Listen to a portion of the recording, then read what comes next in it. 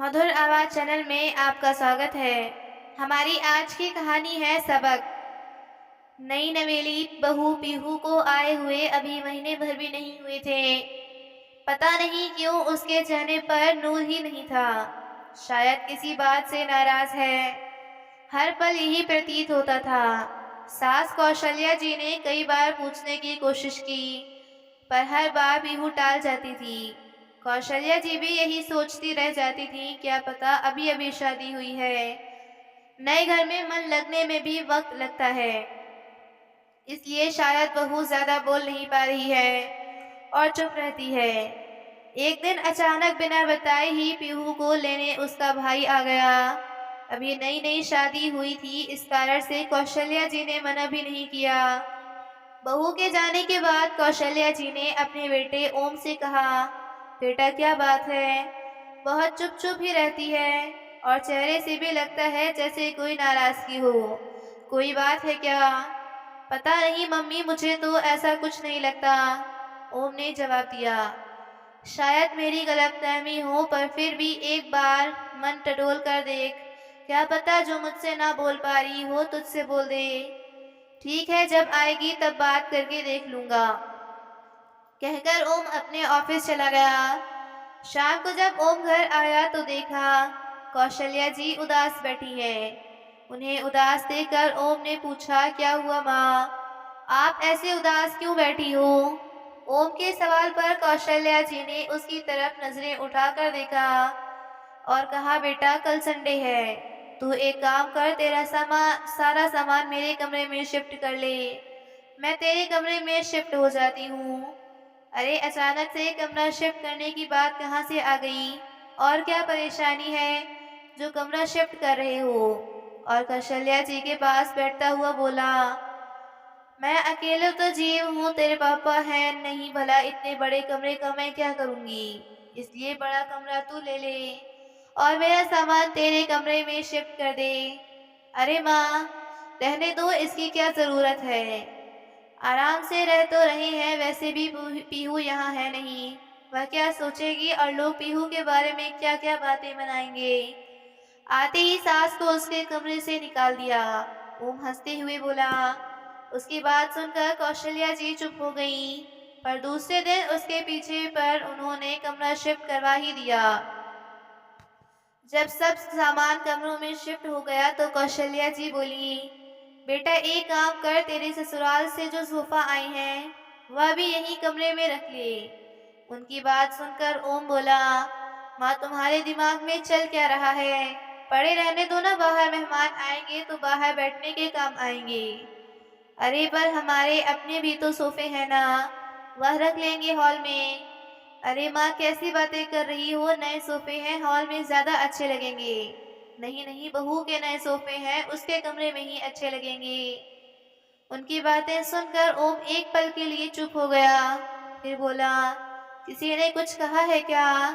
अचानक से उसके सवाल को सुनकर कौशल्या जी झूठ बोली, नहीं नहीं किसी ने कुछ नहीं कहा, बस उस कमरे में रख दो। फिर बोली, आखिरकार सोफे पीहू और उनके कमरे में शिफ्ट कर दिए गए। दूसरे दिन ओम जब घर आया तो पीहू आ चुकी थी। ओम को बड़ी हैरानी हुई, क्योंकि पीहू का अभी कुछ दिन आने का बिल्कुल भी मूड नहीं था। ओम नोटिस कर रहा था कि पीहू और कौशल्या जी के बीच में अजीब सा तनाव था। दोनों खुलकर बातें नहीं करती थी। कुछ दिनों बाद पीहू दोबारा मायके गई। उस दिन भी ओम शाम को लौटा तो कौशल्या जी चुपचाप उदास बैठी हुई थी। ओम ने फिर इसका कारण पूछा तो कौशल्या जी ने कहा, बेटा तू पूजा घर मेरे कमरे में शिफ्ट करा दो, कम से कम सुबह मैं पूजा करूं तो तुम लोगों को डिस्टर्ब ना हो। अरे तुम्हें किसने कहा माँ कि हमें कुछ सुबह डिस्टर्ब होता है? उसकी बातें सुनते ही कौशल्या जी एकदम से हड़बड़ा गई। अरे वह किसी ने नहीं, पर वह क्या मुझे दिखता नहीं है क्या? तुम लोग भी डिस्टर्ब होते होंगे, बस तू तो पूजा घर मेरे कमरे में शिफ्ट कर दे। इससे पहले कि ओम कुछ पूछता, कौशल्या जी ऐसा कहकर रसोई में ओम के लिए चाय बनाने चली गई। अब ओम के मन में भी हलचल सी होने लगी थी। आखिर कुछ तो है, जब भी पीहू मायके जाती है तभी माँ यह अजीब सी जिद करने लगती है। पहले कमरा और अब पूजा घर। जब पीहू घर पर होती है तब भी माँ और उसके बीच अजीब सा तनाव लगता है। कुछ तो बात है, पर माँ बता नहीं रही है। वहीं सोफे पर कौशल्या जी का फोन पड़ा हुआ था। ओम ने उठाकर चेक किया तो उसमें शाम को पीहू की मम्मी का फोन आया हुआ था। ओम को सच में अब तो कुछ गड़बड़ होने का एहसास होने लगा था। उसने दोबारा कौशल्या जी से पूछा, पर वह टाल गई। आखिरकार उनकी जिद के कारण ओम को पूजा घर भी उनके कमरे में शिफ्ट करना पड़ा। और दूसरे दिन जब घर लौटा तो वाकई यह देखकर हैरान रह गया कि पीहू अपने मायके से आ गई है। पर जब माँ ही नहीं बताना चाहती तो आखिर ओम पूछे भी किससे। पीहू से बात की तो उसने सिर्फ इतना ही कहा, अब माँ की इच्छा है कि वह क्या करना चाहती हैं तो मैं क्या करूँ। इसके आगे ओम भी कुछ ना कह सका। पर शक का कीड़ा तो दिमाग में बैठ गया था। आखिर उसका शक यकीन में तब बदल गया जब कुछ दिन बाद पीहू वापस मायके चली गई। इस बार कौशल्या जी ने ओम से पीहू के दहेज में आया हुआ टीवी पीहू के कमरे में लगाने को कहा। इस बार ओम बिगड़ गया। यह क्या है माँ? आखिर ये क्या लगा रखा है आपने? जब भी पीहू मायके जाती है तब आप बस ऐसी बातें करने लग जाती हो। इसको यहाँ सेट करो, उसको वहाँ सेट करो। आखिर चल क्या रहा है आपके मन में? बताती क्यों नहीं हो आप? ओम को इस तरह चिल्लाते देखकर कौशल्या जी की आंखों में आंसू आ गए और वह लगभग रोती हुई बोली, बेटा मैं तो बस यह चाहती हूँ कि तुम दोनों खुश रहो। आखिर मेरी उम्र ही कितनी बची है। मेरे कारण तुम्हारा घर ना बसे, मैं ऐसा कभी नहीं चाहूंगी। कौशल्या जी की बातें सुनकर ओम हैरान रह गया। फिर बड़े प्यार से कौशल्या जी से पूछा, माँ सच सच बताओ हो क्या रहा है?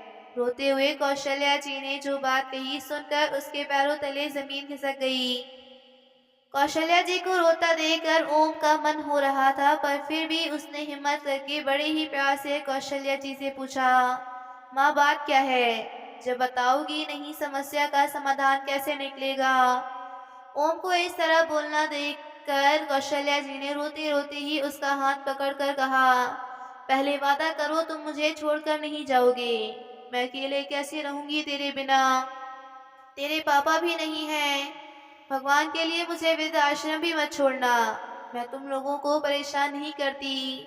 पता नहीं सब कुछ अपने आप हो जाता है। अरे माँ आप भी कैसी बातें कर रही हो? जो भी है खुलकर बताओ, और मैं क्या छोड़ने लगा आपको भला? मैं कहीं नहीं जा रहा हूँ आपको छोड़कर, आपके साथ ही रहूंगा। और कौन कह रहा है आपको कि मैं आपको वृद्धाश्रम छोड़ने वाला हूँ? यह घर आपका है, जिस दिन आपको ऐसा लगे मुझे घर से निकाल देना। जब कौशल्या जी को ओम की बातों पर विश्वास हुआ तब कौशल्या जी ने बोलना शुरू किया, याद है तुम्हारी शादी के बाद जब पीहू का भाई उसे अचानक लेने आया था और वह मायके गई थी तो मुझे यही लगा था कि उसके मायके वालों की उसकी याद आ रही है।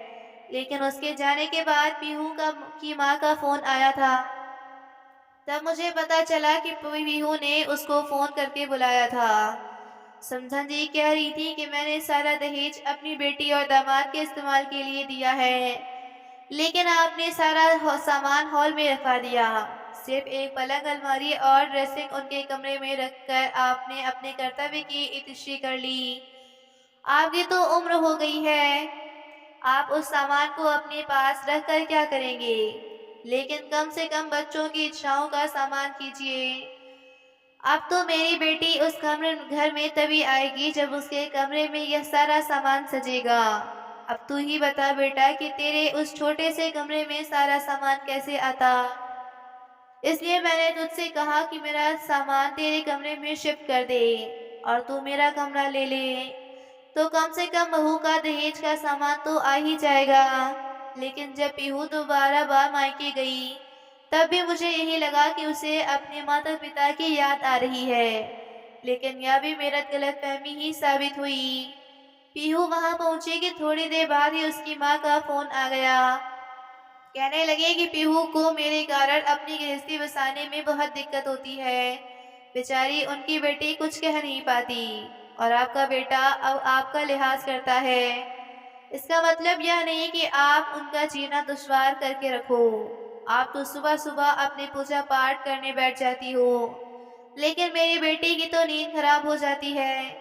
देखिए समधन जी, समझाना मेरा फर्ज है। आप तो अभी-अभी नई सास बनी है और मुझे तो 2-2 बहुएँ रखने का तजुर्बा है। बाकी आपकी मर्ज़ी। अब समधन जी ने तुम्हारा ही नाम ले लिया था तो मुझे लगा कि तुम्हारी भी इसमें रज़ामंदी है।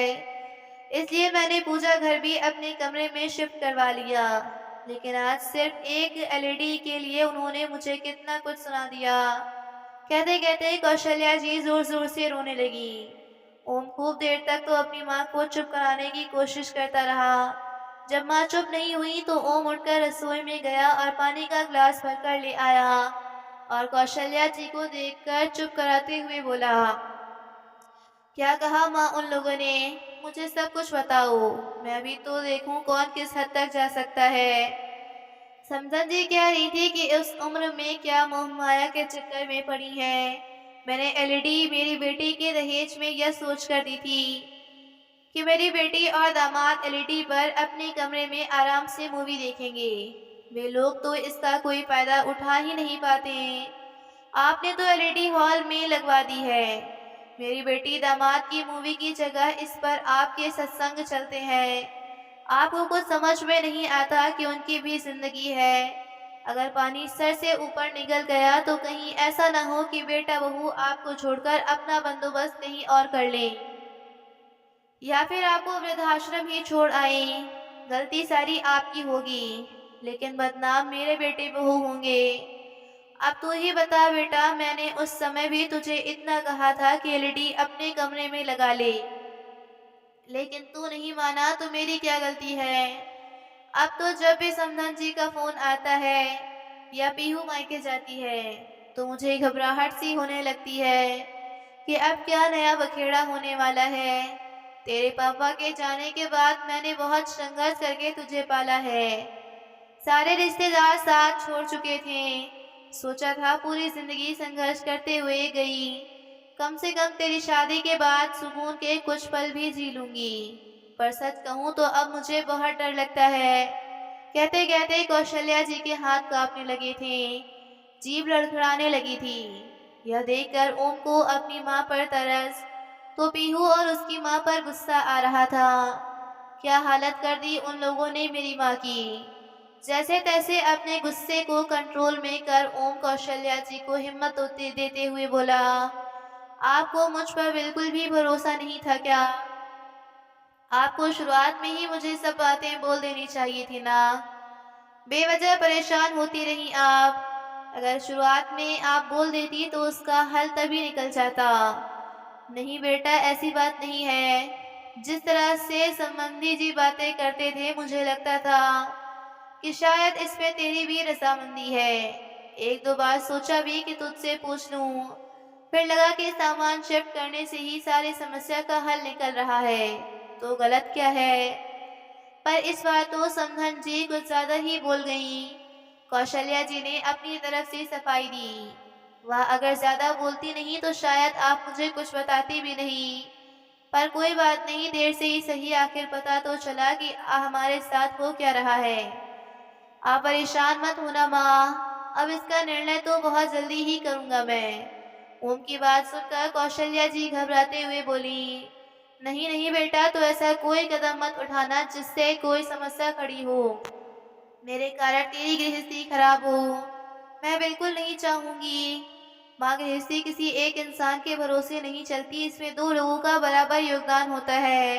पर यहाँ तुम्हारी बहू योगदान नहीं बल्कि सिर्फ जानती है, तो उसे इसी भाषा में समझाना पड़ेगा। विश्वास करो माँ, इस रिश्ते को सिर्फ एक मौका और दे रहा हूँ। नहीं तो जिस तरह का यह रिश्ता है ना, इसका टूट जाना ही बेहतर है, क्योंकि जिंदगी भर के दुख से एक बार का दुख बेहतर होगा। बस अपने बेटे पर विश्वास रखिए, कल का दिन कुछ अलग कहानी लेकर आएगा। दूसरे दिन जब कौशल्या जी उठी तो देखा ओम जाग चुका था और फोन पर किसी से बातें कर रहा था। थोड़ी देर बाद कौशल्या जी चाय बनाकर ले आई। दोनों माँ बेटे चाय पीने बैठे। इतने में दरवाजे की ओर बेल बजी। कौशल्या जी ने दरवाजा खोला तो सामने 3 लोग खड़े थे। कौशल्या जी ने हैरानी से उन लोगों से पूछा, आपको किससे मिलना है? तो उसमें से एक लड़का बोला, मैडम हमें ओम भैया ने बुलाया है, आप उन्हें बुला दीजिए तो हम हमारा काम शुरू करें। इतने में खुद ओम बाहर आ गया और आते ही बोला, अरे आ गए आप लोग, चलिए जल्दी जल्दी काम निपटाना है, मैं आपको बता देता हूँ कौन कौन सा सामान उठाना है। इतने में कौशल्या जी बोली, ओम कौन सा सामान उठाने की बात कर रहे हो? मुझे बताओगे आखिर चल क्या रहा है? माँ बस मेरा साथ दो, हर समस्या का समाधान होता है। कोई सीधे तरीके से समझता है तो कोई दूसरे तरीके से। जिस तरह की हरकतें वे लोग कर चुके हैं उससे इतना तो समझ में आ गया है कि उन्हें सीधा तरीका समझ में नहीं आता, तो बस अब दूसरे तरीके से समझा रहा हूँ। लेकिन तू करना क्या चाहता है मुझे बता तो सही। अभी भी कौशल्या जी अपने बेटे से पूछती जा रही थी। माँ बस 1 मिनट में अभी आया, कहकर ओम उन लड़कों को कुछ और समझाने लगा और आकर कौशल्या जी से बोला, देखिए माँ, मुझ पर विश्वास रखिए और मेरा साथ दो। थोड़ा सख्त तो आपको भी बनना पड़ेगा, बस इतना विश्वास दिलाता हूँ कि गलत कुछ भी नहीं होगा। फिर ओम ने अपनी योजना माँ को समझाया।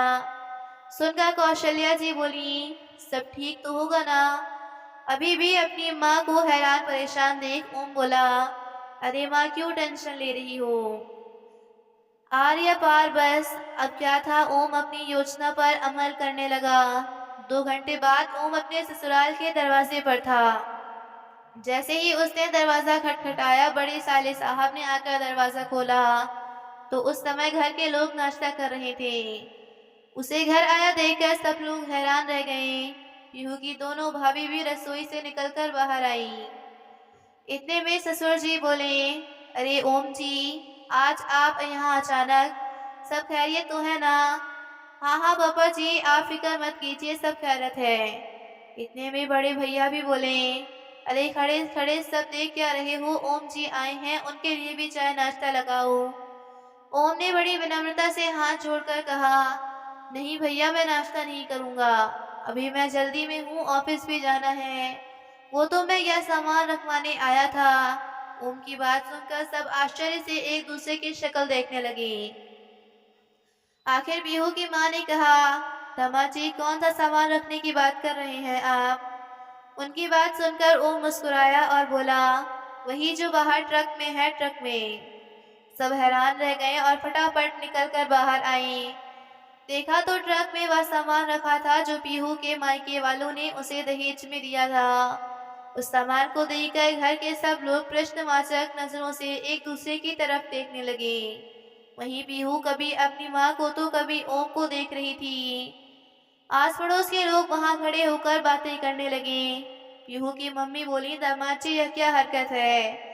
आप भला यह सामान यहाँ लेकर क्यों आए हैं?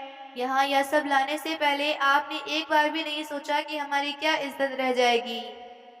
देखिए बाहर सब लोग खड़े हैं, कैसी बातें कर रहे हैं। पीहू के पापा भी बोले, दामाद जी यह सब क्या है, मुझे तो अभी भी कुछ समझ नहीं आ रहा। ओम बोला, देखिए ससुर जी, यह दहेज आपकी बेटी का है जिसे आप लोगों ने दिया है, लेकिन वह घर तो मेरी माँ का है जो मेरे पिता ने बनवाया था।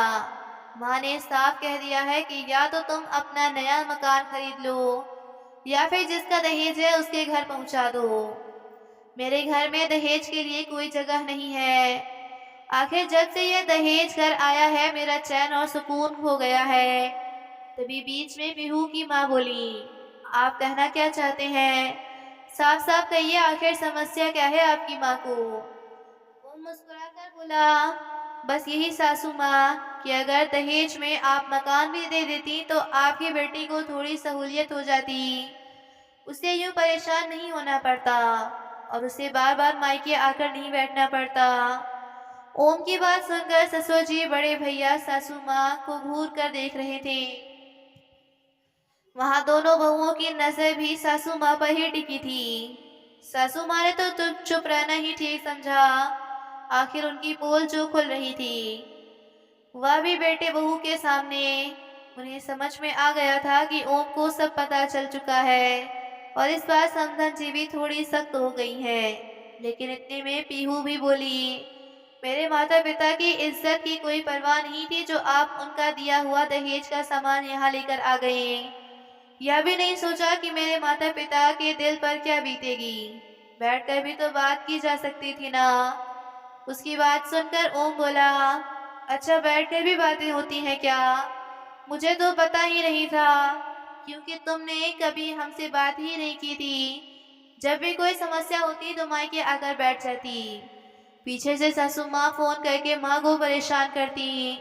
यहाँ तक कि मेरी माँ को धमकी दे डाली कि उनकी बात नहीं मानी तो कल बेटा बहू अलग हो जाएंगे या आपको वृद्धाश्रम छोड़ आएंगे। तब तुम्हें मेरी माँ के बारे में ख्याल नहीं आया था। अब पीहू से भी कुछ कहते बना बना, पर अब घर में सबको पीहू और सासू माँ के बारे में पता चल चुका था। आखिर बेटी कैसी भी हो, आखिर है तो बेटी ही। एक पिता उसका घर टूटने कैसे दे सकता था? उसका घर ना टूटे इसलिए ससुर जी हाथ जोड़कर ओम से बोले, माफ करना दामाद जी, हमें तो लगता था कि हमारी बेटी हमसे खुशी खुशी मिलने आई है, वह भी आप लोगों की रजामंदी से। और आज तक जो हुआ सो हुआ, पर आज के बाद ऐसी कोई हरकत न होगी जिस कारण आपको या समधन जी को परेशान होना पड़े। अब आप हमारा थोड़ा सम्मान रख लीजिए। आप इस दहेज के सामान को यहाँ से रवाना कर दीजिए। अपने ससुर जी को हाथ जोड़ के देखकर ओम ने उनके हाथ को अपने हाथ में लेकर, माफ करना पापा जी, मैं यह सब करना नहीं चाहता था, पर जिस तरीके से कल माँ को मैंने रोते देखा, तब जाकर मैंने यह कदम उठाया है। आखिरकार ससुर जी ने दहेज के ट्रक को वापस ओम के घर भिजवा दिया और खुद पीहू और अपनी पत्नी को लेकर उनके घर की तरफ रवाना हुए। वहां जाकर समधन जी से माफी मांगी और भविष्य में ऐसा नहीं होगा, ऐसा उनको आश्वासन दिया। क्यों प्रमोद ने सही किया ना?